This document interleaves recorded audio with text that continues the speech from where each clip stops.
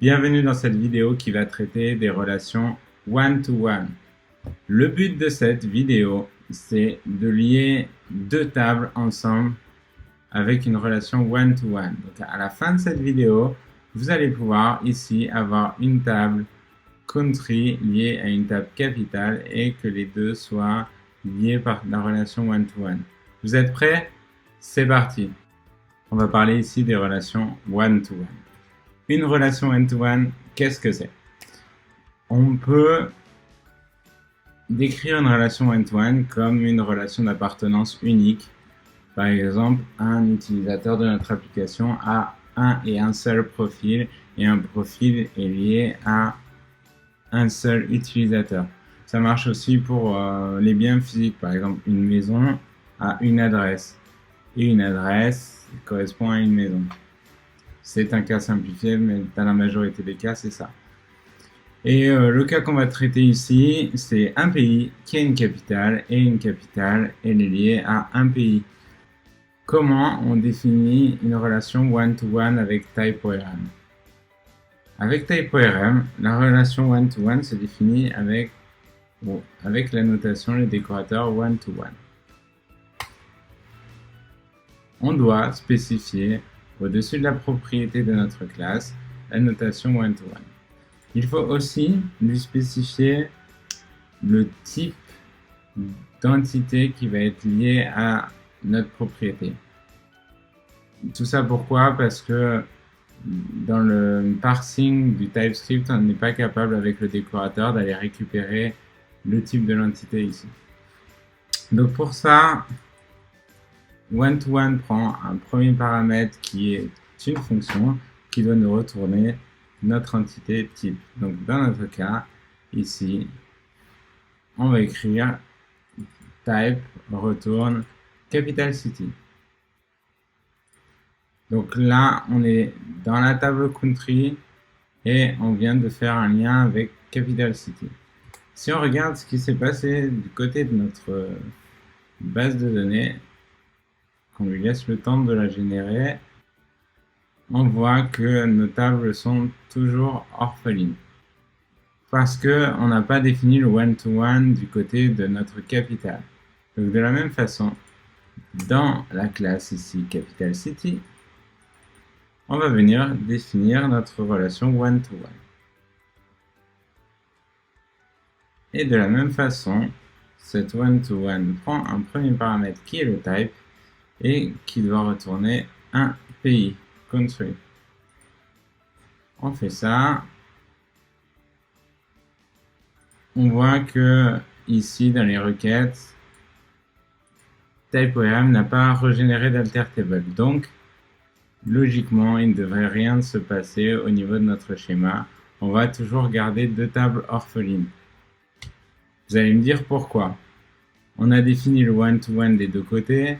Pourquoi j'ai toujours aucune relation qui s'est créée en base de données? Alors ça s'explique très simplement.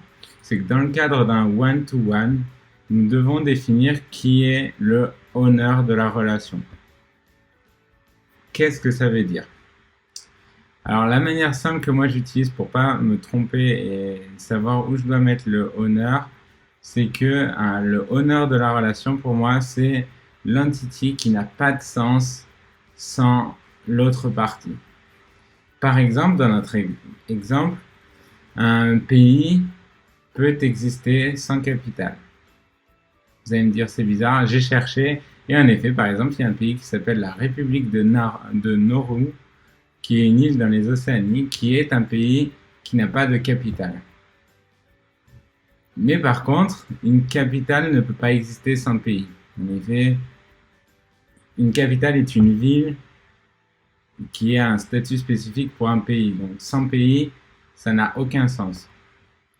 Donc, si on applique ma règle, on pourrait très bien imaginer que dans notre cas, voilà, le honneur de la relation c'est capital puisque une capitale n'a aucun sens sans pays. Donc pour ça, on va aller dans la classe capitale et on va dire que le capital et le honneur de la relation en lui rajoutant la notation join colon. Qu'est-ce que ça va faire? Ça va dire à type_orm, je veux que capital city porte la foreign key. Donc, si on regarde ce qui s'est passé, dans les scripts ici de création, on a eu un alter table de city où on a ajouté le country ID, ce qui est logique puisqu'on a dit qu'une capitale n'existait pas sans pays. Donc c'est logique de faire porter l'ID de la table pays dans la table capitale. Puis on a ajouté une contrainte sur la capital city pour lui dire que c'était une foreign key. Donc on a dit que le country ID de capital city référençait la table country et la colonne ID. Donc si on regarde ce qui s'est passé en base de données, on se retrouve avec 0 orphan tables. Donc c'est plutôt bon signe. Si on va dans les relations, on a maintenant notre table capital city ici qui est liée à notre table country. Et on retrouve bien le country ID dans la table capital city. Et par contre, la table country reste inchangée. Donc ça, c'est bien. Et par contre, on va essayer d'enregistrer un pays et voir ce qui se passe maintenant. Donc, pour ça, on va retourner dans notre fichier index. On va faire const country égale new country. On va lui mettre une petite propriété. Égale, on va faire la France. Et on va faire aussi Paris, tant qu'on y est. On va faire const Paris égale new capital city. Et on va dire que Paris a un nom qui s'appelle Paris. Et que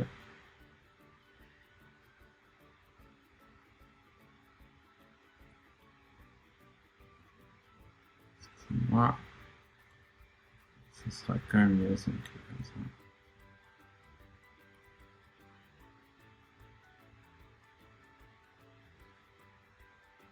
Et que après, on va essayer d'enregistrer notre country et notre capitale, Paris. On fait ça et on relance le développement.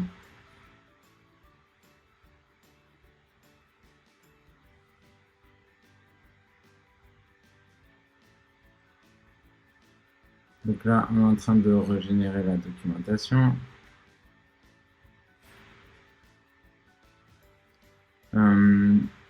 Peut-être qu'il aurait été mieux que je mette ça avant la génération de la documentation. Voilà. Comme ça, on peut voir ce qui se passe dès maintenant.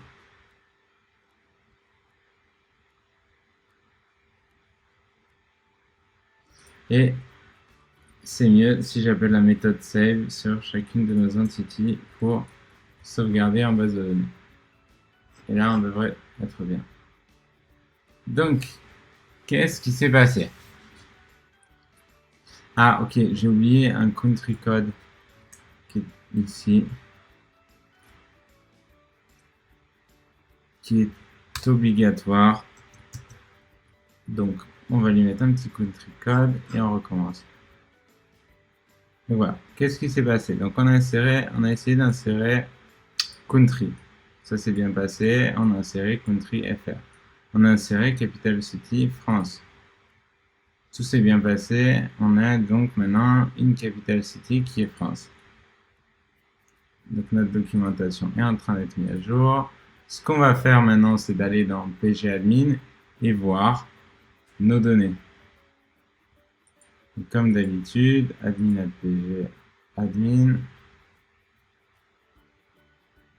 Et là, ici, on se connecte avec Postgres.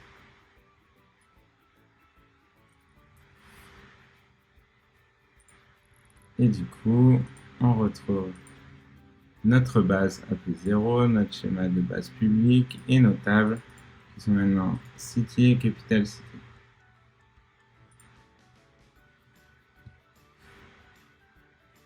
Donc là, on se retrouve avec une capitale Paris et avec un pays France. C'est super bien, mais on remarque quelque chose, c'est que notre capitale n'est pas liée à notre pays. Alors c'est pas ce qu'on voulait, on a dit justement que une capitale n'existait que s'il y avait un pays. Donc là on a juste une capitale dans le vide. Donc ce qu'on va faire pour résoudre ce problème, c'est que on va dire à Paris que Paris est la capitale de la France. On sauvegarde.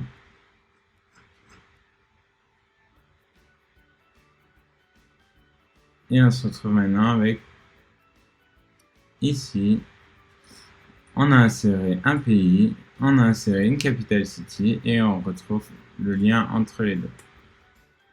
Pour être sûr de ça, si maintenant j'actualise ma table, j'ai maintenant une capitale Paris ici qui vient lier à un pays avec un ID numéro 3 et ce pays, c'est bien la France. Donc ici, on a réussi à créer notre pays et notre capitale. De la même façon, si maintenant j'essaye de supprimer notre pays,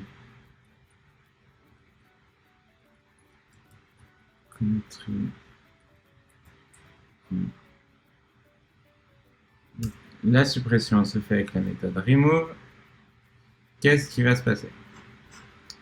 Si on essaye de supprimer notre pays maintenant, on a un souci parce qu'on nous dit on ne peut pas supprimer un pays parce qu'on a une contrainte sur Capital City. En effet, si j'essaye de supprimer mon pays France ici, l'ID numéro 3 est toujours référencé dans notre table Capital City. Et ça, du coup, ça nous empêche de supprimer notre pays. Donc c'est un bon mécanisme pour protéger les données. Par contre, ça reste très limitant parce que, comme on l'a dit, en fait, une capitale n'existe pas si on n'a pas de pays. Donc si on supprime le pays, on pourrait imaginer qu'on voudrait que ça supprime la capitale. Donc pour ça, on va aller dans notre table pays et on va lui ajouter des options. Donc dans la one to many, si je vais voir dans les paramètres, on a donc du coup le type et l'autre paramètre qu'on peut lui mettre, c'est relation option. Et là, on a quelque chose de très intéressant pour nous qui est le cascade. Qu'est-ce que ça veut dire le cascade? Ça veut dire comment ça doit se comporter, c'est-à-dire qu'est-ce qui doit se passer si je modifie la table. Donc si j'insert, update, remove cette table, qu'est-ce qui doit se passer dans la table enfant. Donc dans notre cas, par exemple, on va mettre un cascade remove sur la capitale. Donc là, ici, on va définir un cascade de point remove. C'est un tableau de paramètres puisqu'on peut en mettre plusieurs. Voilà. Donc on a défini un cascade remove sur capitale. Et là, qu'est-ce que ça a essayé de faire?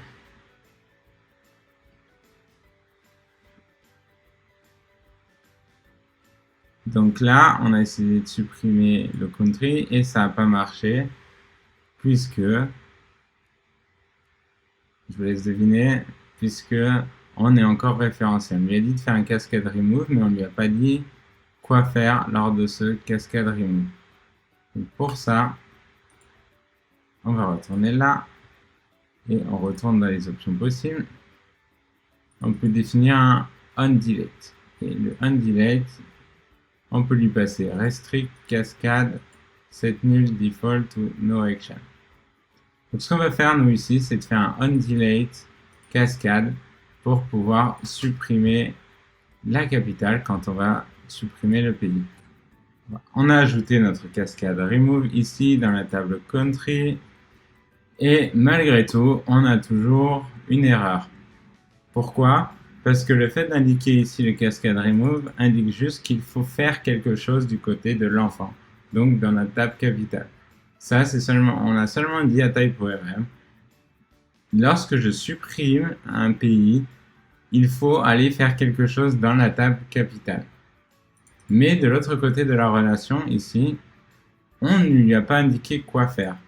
Donc pour ça, on a une option qui s'appelle onDelete, où on va lui spécifier ce qu'il doit faire dans ce cas. Donc par défaut, il ne fait rien.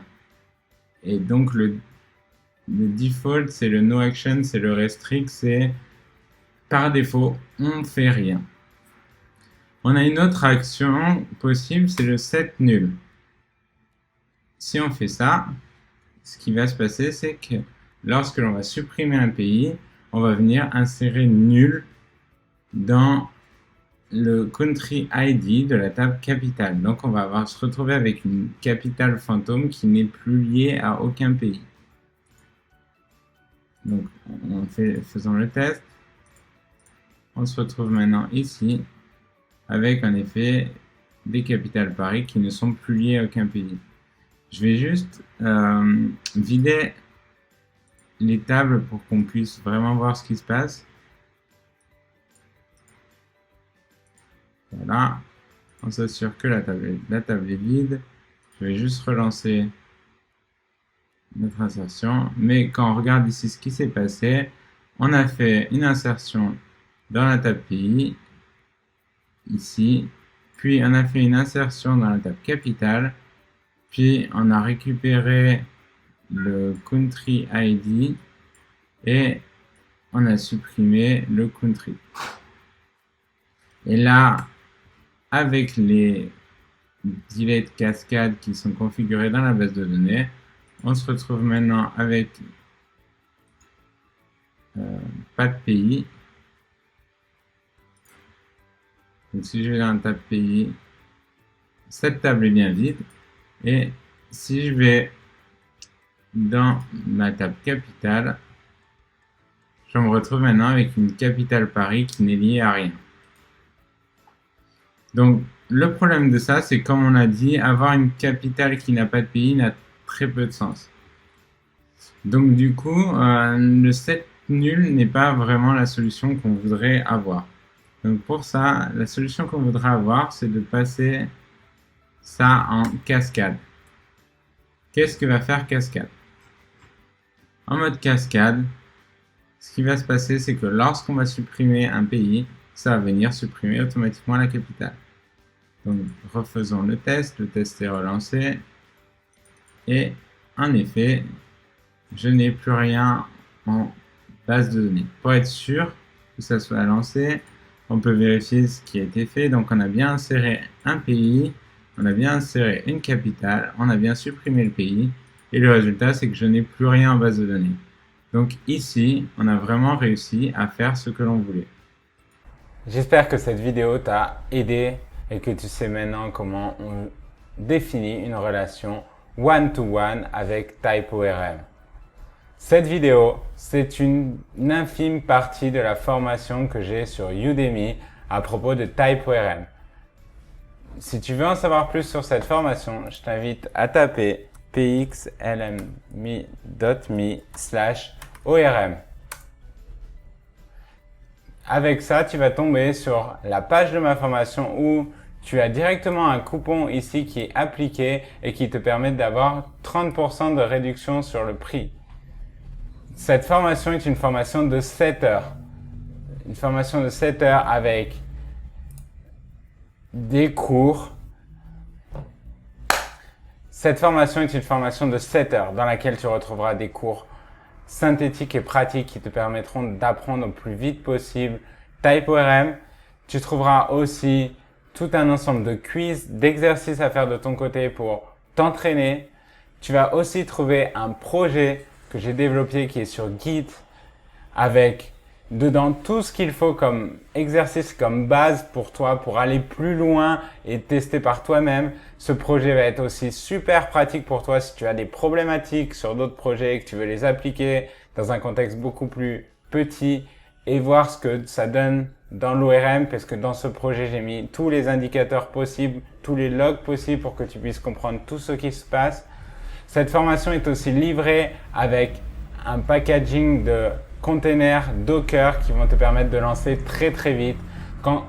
Globalement, cette formation, tu vas pouvoir la prendre, la lancer sur ton poste et avoir tout un environnement qui fonctionne et qui va te permettre d'apprendre beaucoup plus vite et de devenir expert, mais vraiment expert sur TypeORM. Ça n'aura plus de secret pour toi et tu n'auras plus ce côté magie. Donc là, pendant 30 jours, avec ce coupon, tu peux avoir une réduction et ça te fait cette formation de 7 heures au prix de 139 €.